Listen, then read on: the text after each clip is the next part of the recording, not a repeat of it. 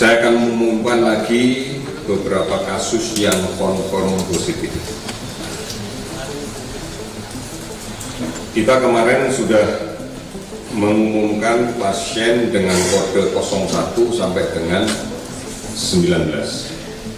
Saya akan lanjutkan hari ini dari hasil laboratorium yang kita dapatkan di siang hari tadi dan kemudian sudah kita analisis bersama ahli. Pasien dengan kode 20, perempuan 70 tahun. Ini bagian dari tracing subcluster Jakarta.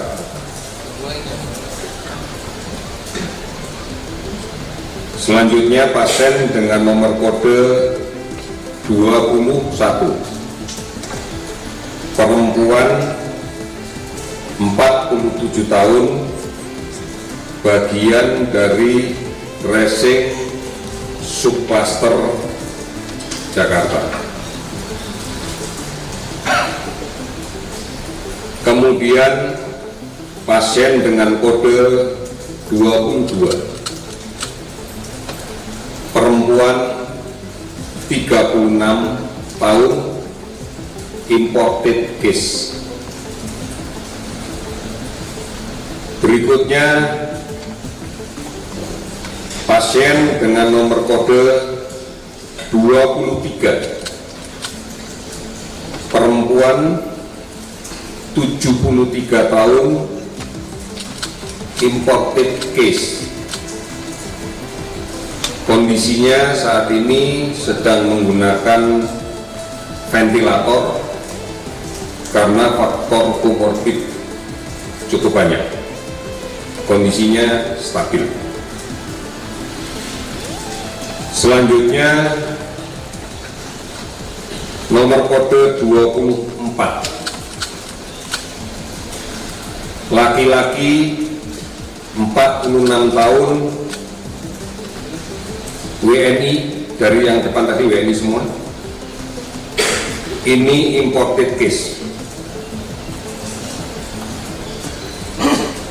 Kemudian berikutnya pasien dengan kode 25, perempuan 53 tahun, WNA, imported case, kondisi stabil. Saya lanjutkan pasien dengan nomor kode 26, laki-laki 46 tahun, WNA stabil, imported case. Kemudian 27 tahun, nomor kode 27, laki-laki 33 tahun, WNI, kondisi stabil.